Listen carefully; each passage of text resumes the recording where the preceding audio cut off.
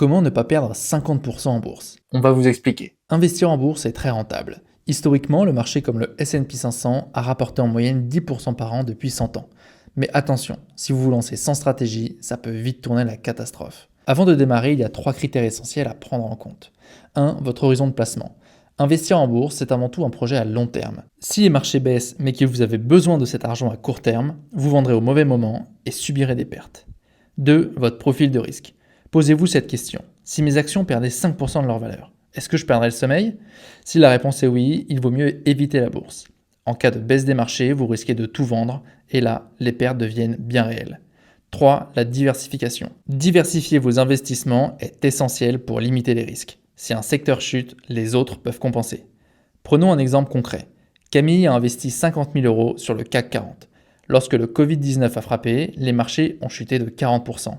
En une semaine, son portefeuille a perdu 20 000 euros. Prise de panique, elle a tout vendu. 9 mois plus tard, les marchés avaient retrouvé leur niveau et aujourd'hui, elle aurait 72 000 euros. Si Camille avait gardé son calme, elle aurait gagné 22 000 euros. La leçon ici, c'est qu'investir nécessite une bonne stratégie. Et souvenez-vous, tout investissement comporte un risque de perte en capital, alors soyez bien accompagné pour vous lancer. Si vous souhaitez plus de conseils pratiques, abonnez-vous.